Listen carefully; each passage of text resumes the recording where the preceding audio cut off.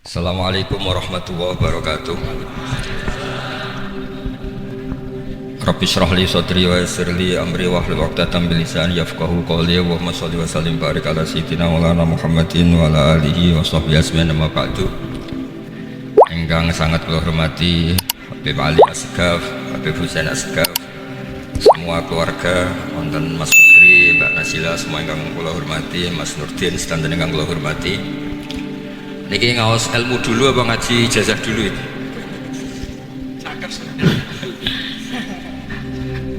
Ini kok malah aneh. Mau terus saya ribet. Buatan Cek 1 2. Pakai ini tidak usah ini aja.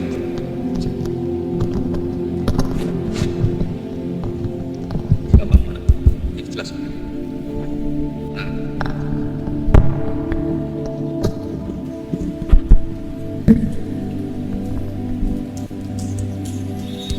Ya, niki ngaji ilmu dulu, nanti bagian terakhir ijazah.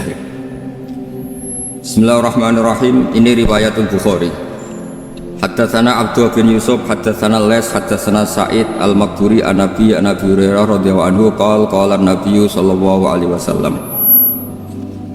Ma minal anbiya'i nabiyyun illa qad u'tiya minal ayat ma mithluhu amana alaihi al-bashar. Wa innama kana alladhi utituhu wahyan awhahu wa ilayya fa arju an akuna aktsarahum tabi'an yaumal qiyamah. Dados kita tahu semua nabi itu punya mukjizat, ya, semua nabi itu punya apa? Mukjizat. Mukjizat itu hal yang luar biasa yang memastikan manusia itu tidak bisa menyainginya atau menandinginya. Dan rata-rata mukjizat nabi dulu itu fisik.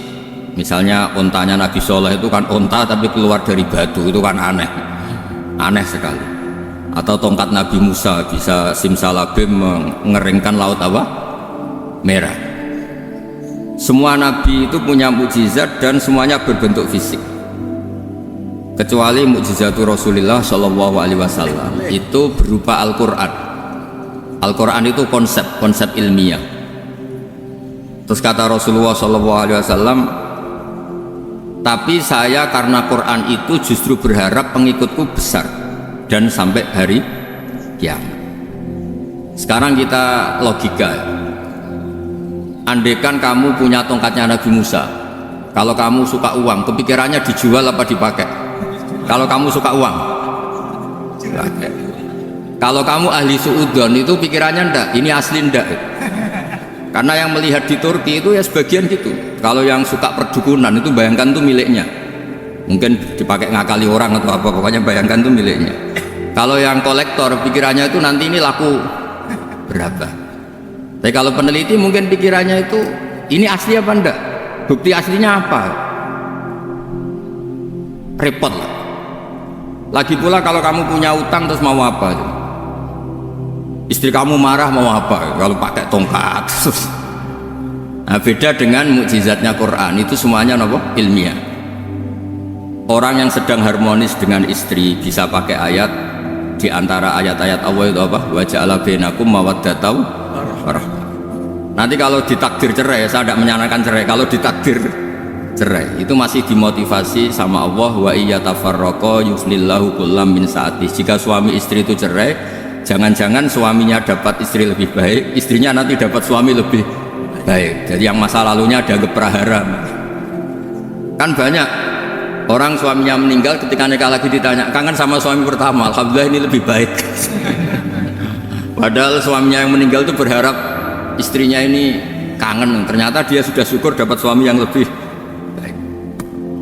Jadi Quran itu menunggui kita ila yaumil qiyamah. Kita tidak bunuh diri, itu ya barokahnya Quran. Karena problem apapun kita dinasehati apa? Sabar, apa? Dinasehati sabar. Kan nggak mungkin kamu pegang tongkatnya Nabi Musa, punya masalah apa saja ngelihat tongkat, bisa apa tongkat? Tapi kalau Quran kan nasihat, solusi. Makanya Nabi berharap dengan Quran ini, saya berharap pengaruh saya, pengikut saya terbanyak ila yaumil qiyamah. Terus beliau dikomentari begini sama, ini Fathul Bari, sarahnya Bukhari. Al-muradu anna mu'jizatil anbiya inqaradat binqiradi a'sarihim falam yusyahidha illa man hadaraha. Problem mukjizat nabi-nabi dulu itu kan fisik, Sehingga yang tahu kalau Nabi Soleh punya unta yang ajaib itu yang tahu ya hanya yang hadir saat itu. Yang tahu kalau tongkat Nabi Musa bertuah itu juga yang tahu hanya yang hadir saat itu. Selebihnya tahu tongkat ya di museum. Tapi kalau Quran menjadi solusi, menjadi panduan, menjadi pegangan itu ila yaumil qiyamah. Kita beri contoh ya Quran panduan yang paling gampang misalnya. Dulu ini cerita ya. Dulu itu ada orang kafir cerdas namanya Jubair bin Mut'im. Itu saking pinternya dia, pinter juga tokoh. Itu sebagai delegasi pembebasan Asra Badrin. Jadi tawanan-tawanan perang Badar itu mulai dulu ya ada negosiasi mau dibebaskan. Terus orang-orang kafir ini menugaskan namanya Jubair bin siapa? Mut'im.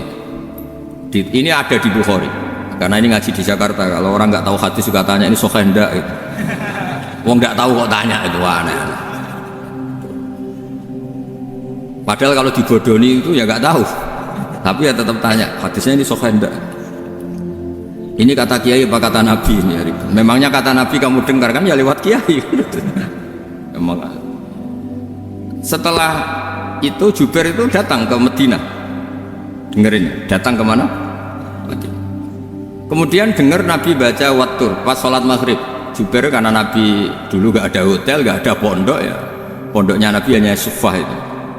Nabi baca maghrib, bukan diskusi, bukan debat, baca Wattur wa kitabim mastur fi rakim mansur wal baitil ma'mur was saqfil marfu wal bakhril masjur terus.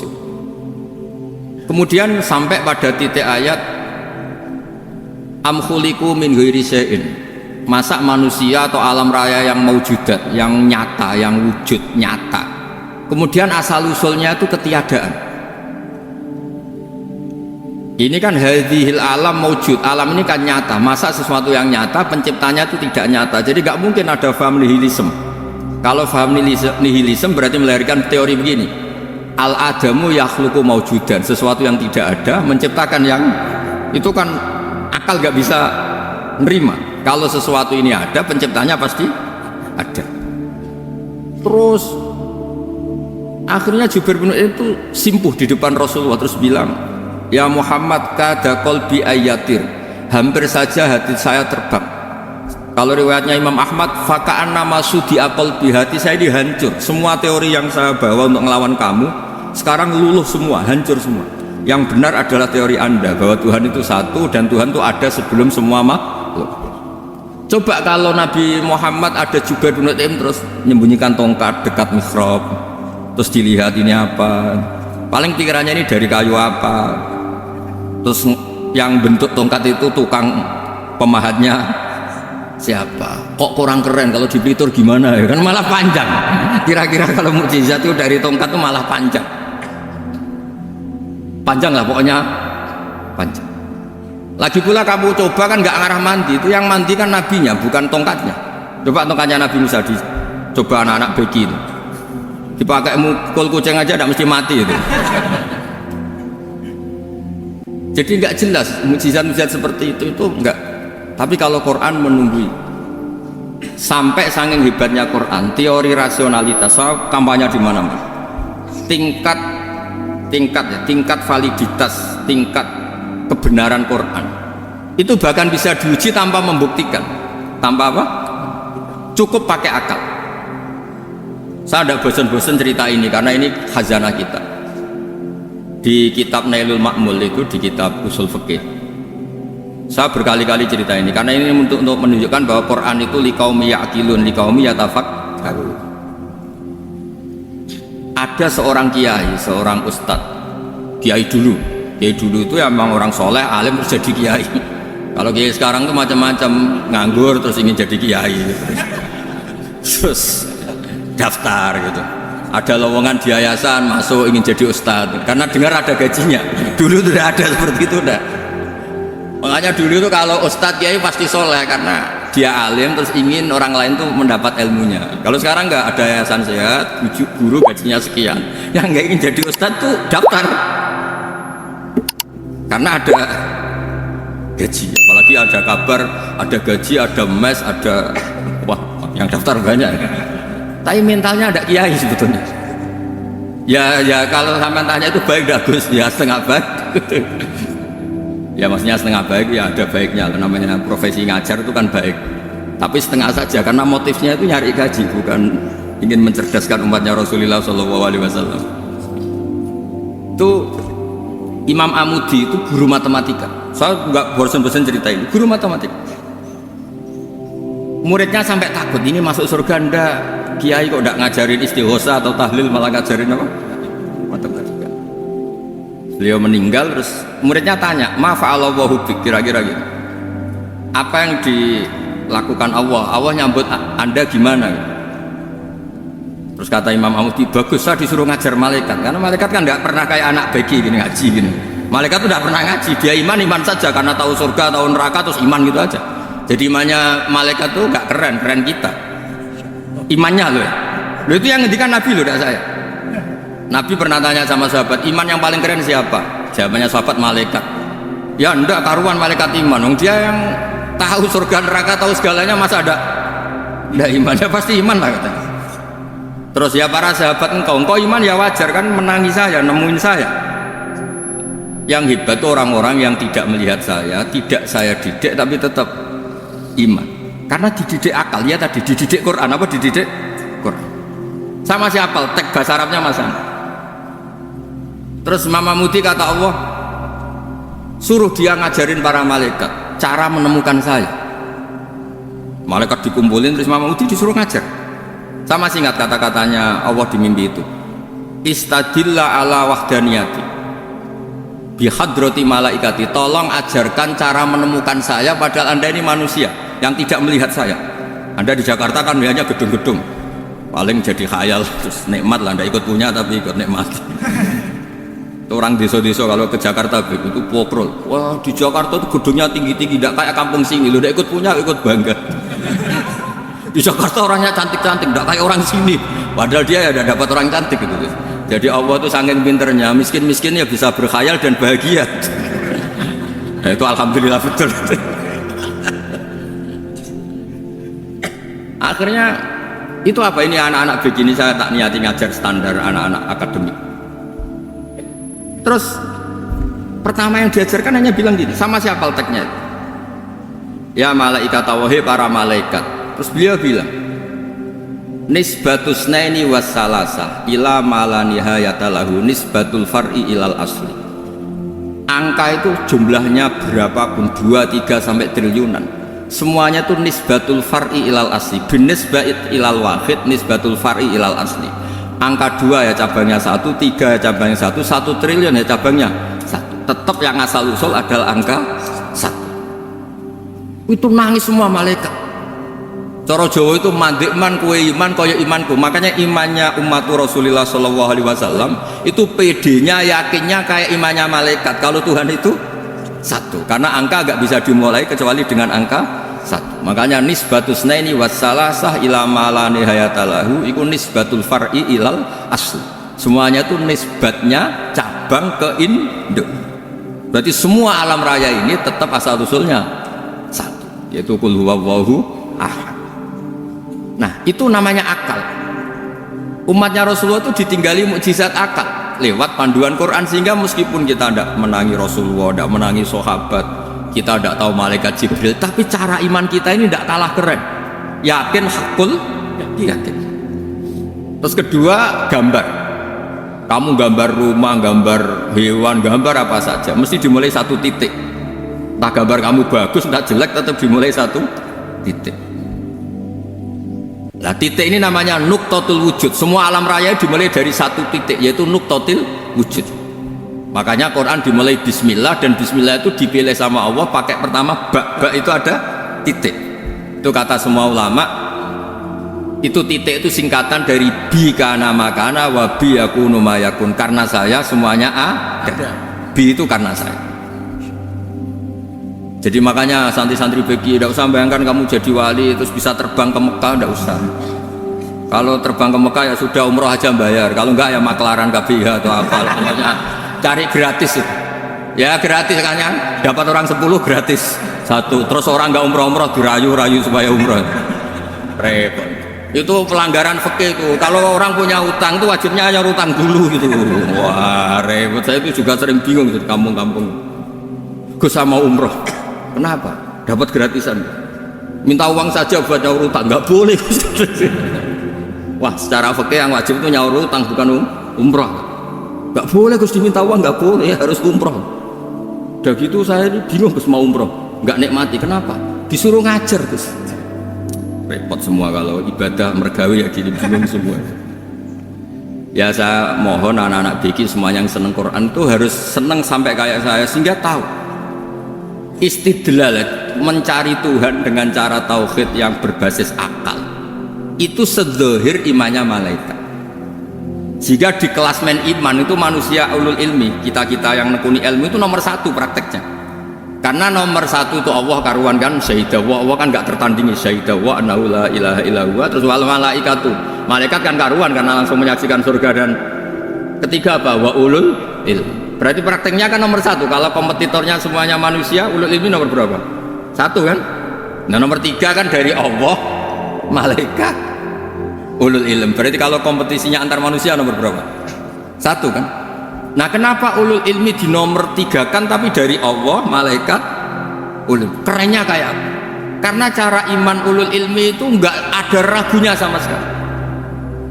Kamu ragu nggak kalau dua itu cabang dari satu asalnya satu? Nggak pernah kan ragu kan? Semua gambar serut apapun dimulai dari satu titik, ragu nggak? Nggak kan?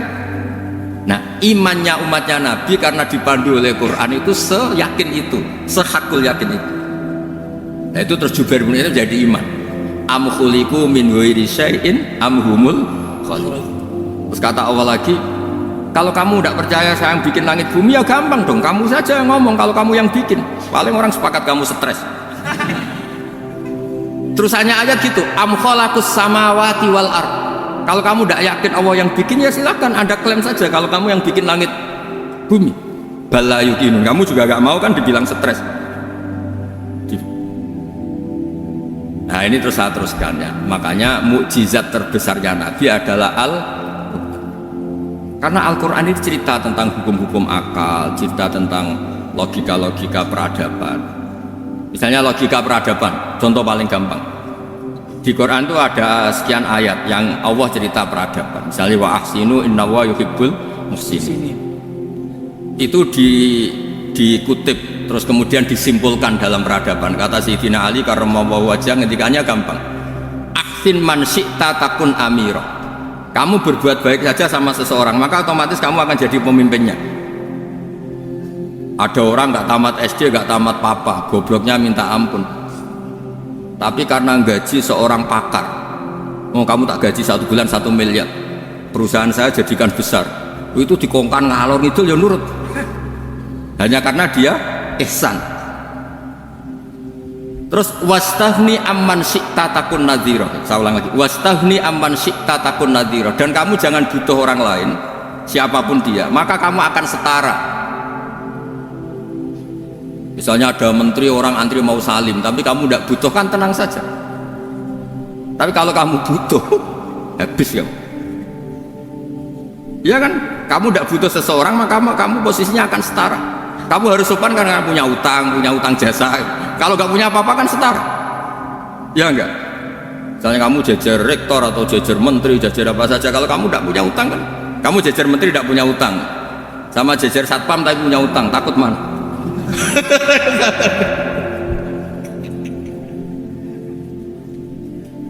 Kalau butuh itu mesti kalah kan? Ada pejabat misalnya nggak begitu cantik sama perempuan cantik yang kamu butuh ingin dicintai, takut mah. Padahal nggak jelas orang ini pangkatnya apa. Jadi dalam hukum sosial itu kata Sayyidina Ali, wastahni aman syi'ta takun nadhira. Kamu jangan butuh seseorang maka kamu akan setara. Terus yang terakhir, wahtaj ila man syi'ta takun asira. Asira pakai sin. Dan silahkan butuh seseorang maka kamu akan jadi budak dia. Ya coba misalnya ada seorang profesor, seorang alim, seorang getop, misalnya mencintai janda di ujung kampung sana, jalan kaki 2 kilo, padahal itu gak tamat SD, gara-gara seneng, kacau kan, logika kepangkatan hilang semua kan. Jadi itu hukum peradaban.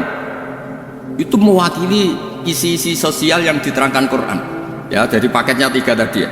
Ahsin man syi'ta takun amira. Kamu berbuat baik sama seseorang maka kamu bisa memimpin.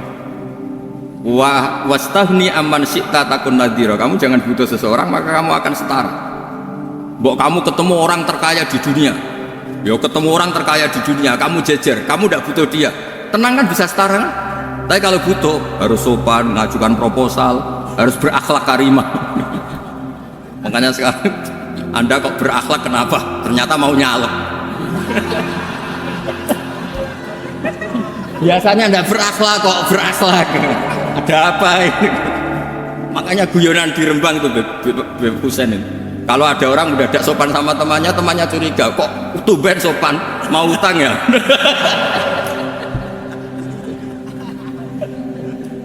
Zaman akhir itu kacau.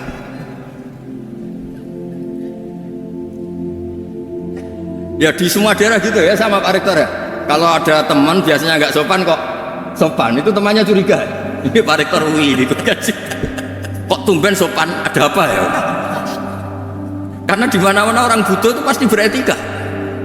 Kamu punya teman paling berdua, kalau mau utang berakhlak gak? Atau misalnya kamu punya adik cantik, terus punya teman berdua, kalau cinta adik kamu berakhlak gak? Biasanya nggak sama sekali gak berakhlak. Gara-gara butuh menjadi berakhlak. Ya jadi hukum sosial itu ya kuncinya 3 tadi. Ahsin man syi'ta takun amira.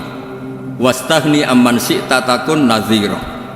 Terus wahtas ila man syi'ta takun asira. Kalau kamu butuh seseorang pasti kamu dibikin hina. Asir itu tawanan. Nah, Quran itu bicara sosial itu lengkap. Dan itu yang nunggui kita.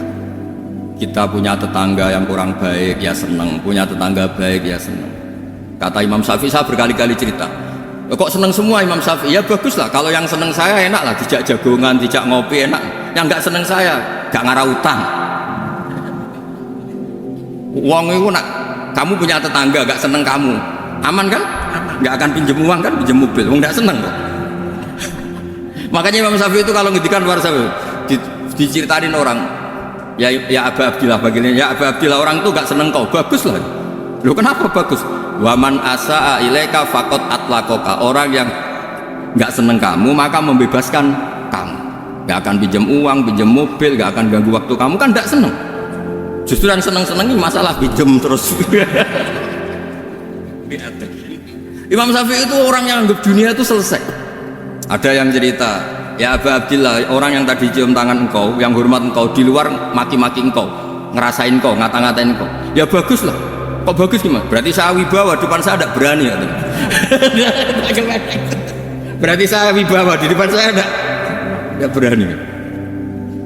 Berarti itu makomnya sudah kulillah sumadarhum fi khawdihim yal'abun. Sudah dunia itu selesai, sudah agak penting semua. Nah, itu kalau kamu anak-anak bagi ahli Quran sudah ayatnya kulillah sumadarhum fi khawdihim yal'abun. Sudah lihat Allah saja agak penting, makhluk-makhluk itu udah makhluk semua agak penting, sepenting Allah. Nah kita ini ditunggoni mukjizat seperti itu. Bayangkan misalnya kita ditunggoni tongkatnya Nabi Musa. Saya ngajar di sini terus ini tongkat. Terus nanti yang tanya, Gus itu kayu apa Gus? Nanti yang kolektor tanya, itu harganya berapa Gus? Ruwet apa? Terus yang ahli seudon, itu asli gak Gus? Wah. Yang ahli seudon kan mesti tanyanya gitu, itu asli gak Gus? Repot-repot pokoknya. Tapi kalau Quran kan jelas, kenapa? Ya terus saya teruskan. Fala yamurru terus al murad anna mu'jizatil anbiya in qaradat bi qidari asam wa mu'jizatul Quran mustamirratun ila yaumil qiyamah. Wa kharquhu lil adat fi uslubihi wa balaghatihi wa ikhbarihi bil mawhibat. Terus kata ini yang ngarang Fathul Bari, sarahnya Imam Bukhari. Fala yamurru asrun minal a'sar illa wa yadharu fihi syai'un mimma akhbaru bi annahu sayakun yadullu ala sihhati da'wa wa hadza aqwal muhtamilah wa takmiluhu fil ladzi ba'da wa qilani ya anal al makna anal mu'jizat al madiyah kanat hissiyatan tusyahadu bil absar kana qati sholeh wa asa Musa Mukjizatnya nabi-nabi dulu itu hanya penyembuh, hanya pelengkap, hanya nuruti keinginan mata. Seperti dahsyatnya apa? Laut Merah di sebelah apa dipukul sama tongkatnya Nabi siapa? Itu semuanya itu hanya memanjakan mata, urusan mata. Terus wow itu. Tapi kalau mukjizatnya Nabi Muhammad itu berdasar akal. Maksudnya berdasar akal nih, dengerin ya. Dengerin betul. Ketika Laut Merah terus tersibak kan, wow itu keren kan. Terus kita bilang, menyimpulkan, wah kita tidak akan mampu. Itu bodoh sekali kesimpulan kita tidak akan mampu. Meskipun bikin nyamuk Anda juga tidak mampu. Loh, untuk memutuskan tidak mampu saja kok sampai pertunjukan seperti itu tuh laopo, cek goblok gitu. Nah kalau kita karena umat yang pinter untuk memaksa kita nggak mampu, Allah bilang inna wa la yastahi ayadriba matalam ma ba'udah. Kita melihat nyamuk langsung berkesimpulan tidak mampu. Saya berkali-kali cerita, nyamuk itu sudah kecil, masih punya urat, uratnya kayak apa, masih punya kuman, kumannya seberapa. Ya enggak, nyamuk itu kecil, punya organ tubuhnya punya urat. Itu kalau kamu pinter, antara tongkatnya Nabi Musa menyibak Laut Merah sama nyamuk itu sama-sama berkesimpulan melahirkan satu paham bahwa kita tidak.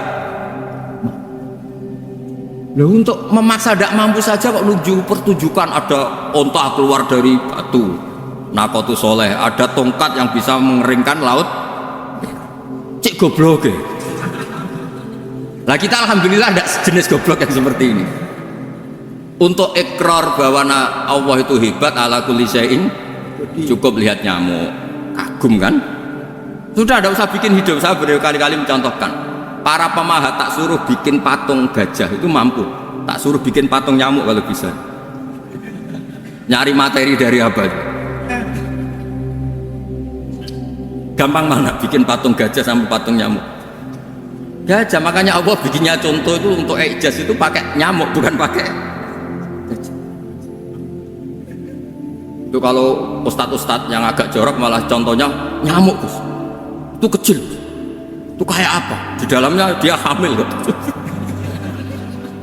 Oh, itu anaknya kecil lagi, telurnya kecil lagi, itu gimana itu cara bikinnya? Makanya di sini ini ada kitab Itqon, itu komentarnya itu lucu. Ini kitab Al-Itqon karangannya Imam Suyuti. Ini persis komentar saya tadi ya. Kata Imam Suyuti, pengarang kitab Itqon, wa ya imma hissiyah wa imma akliyah. Jadi mukjizat itu ada yang fisik, bisa dilihat indra, panca indra, bisa dilihat akal.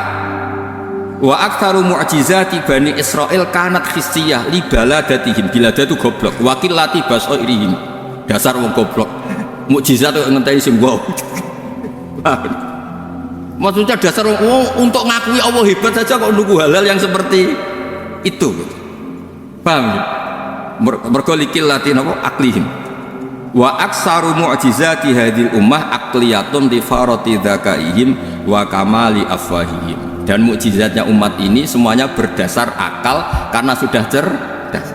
Jadi andaikan kita melihat tongkatnya Nabi Musa menyibak Laut Merah dengan melihat nyamuk, kesimpulan kita sama-sama wow, sama-sama keren, sama-sama memastikan kita tidak mampu. Makanya terus Quran menerangkan kita wa ma min dabatin fil ardi wala ta'iri yatiru bi janahihi illa umamun amsalukum. Jadi keseharian kita lihat burung kok terbang. Itu sudah ayatun min ayatillah. Paham ya? Terus niki itu bangga ditunggoni napa Quran, nggih ditunggoni napa Quran. Wa mu'jizatul Quran tusyahadu bil basirah fayakunu mayatabi'u li ajlihi aksar. Terus li annal ladzi yusyahadu bi ainir ra'si yang qaridu bingkiradi musyahidi. Sesuatu yang tampilan dahsyatnya itu disaksikan mata, maka itu bisa habis. Era tongkat Nabi Musa seperti itu habis enggak? Bisa mengeringkan Laut Merah, habis kan? Tapi era mukjizatnya Quran ila yaumil qiyamah. Ya contoh sosial, saya kembali lagi ke sosial. Kamu punya teman awet atau punya istri awet, itu konsepnya ya wal kadhiminal ghaidh, agak gampang tersinggung. Coba kalau kamu setiap tersinggung putus, setiap tersinggung habis, kamu tidak punya teman, tidak punya istri. Sampai kita awet seperti ini, kalau kecewa ya wal kadhiminal ghaidh, ngempet termasuk saya ini biasanya ngaji khusus terus bajak gini ya kecewa gitu. Tapi barokahnya diwarai Quran wal kadhiminal ghaidha, ngempet Gus ngempet. Terus kecewa sama temen, kenapa tidak putus? Karena wal afina aninna, sudah kalau kecewa maafkan. Coba kalau kita kecewa presiden demo, kecewa menteri demo, kecewa orang tua minggat, ya kalau dicari, kalau tidak kan malu. Saya itu punya teman tak tanya, kecewa Gus sama bapak, kenapa tidak minggat? Malu. Kenapa malu? Takut gak dicari. Itu orang tuh paling malu itu kalau keluar dari rumah nggak di. Saya punya teman lagi, saya ini takut mati Gus. Kenapa? Takut istri saya ada nangis Gus. Itu kematian terburuk itu kalau mati tahu istrinya ada nangis. Itu malu betul itu. Makanya jangan mati. Pokoknya pastikan orang sekeliling ada nangis itu baru berani mati. Kalau enggak jangan. Ya jadi mukjizatnya Nabi itu luar biasa. Walladzi yusyahadu bi'ainil aqli bakin yusyahidu kullu man jaa ba'dal awali mustamirran. Sesuatu ilmiah, sesuatu agama atau apa saja yang logis itu akan abadi ila yaumil. Kayak tadi ketika kita kecil diajari apa? Wujud, qidam, baqa, mukhalafatul hawadisi, qiyamuhu binafsihi, wahdaniyat, qudrat, iradah. Itu ila yaumil qiyamah. Karena kita pasti punya logika tadi, masa alam raya yang maujud didahului ketiadaan, kemudian ketiadaan ini kita rumuskan, ketiadaan inilah yang bikin alam raya. Di mana-mana nihilisme, ketiadaan ya layu atfiru saya namanya tiada, ya tidak punya akibat apapun. Yang punya akibat apapun ya sesuatu yang wujud. Loh itu kan ila yaumil qiyamah, sampai kapanpun teori itu akan nunggui kita ila yaumil. Tapi kalau tongkat Nabi Musa ketika kita tidak melihat kan punya alasan tidak ngandel, Musa tidak tahu. Tapi kalau kamu seperti ini, orang paling mulhid sekalipun, paling ateis sekalipun, terus ditanya, bisa nggak Anda mulai angka di luar angka 1? Tidak bisa kan? Makanya benar Imam Amudi tadi ketika diminta Allah, istadilla ala wahdaniyati bi hadrati malaikati, tolong ajarkan kenapa manusia begitu yakin kalau saya ini satu, padahal mereka tidak melihat saya. Terus beliau ngendikan apa? Nisbatus naini wassalasa ilal wahid nisbatul far'i ilal asli. Angka 2, 3 sampai nggak terbatas, semuanya dibanding angka 1 itu nisbatul far'i ilal asli. Semuanya itu cabang dari angka 1. Itu mbok siapapun nggak usah ditunggoni nabi, nggak usah ditunggoni wali. Logikanya akan seperti itu. Itu yang dimaksud apa? Walladzi yusyahadu bainil aqli bakin yusyahidu kul man ja'a badal awal mustamir. Ya ini masih ada waktu seprapat, ini ijazah. Kalau ijazah nggak boleh tanya, ijazah ini. Nah itu yang fotokopi lebih besar itu.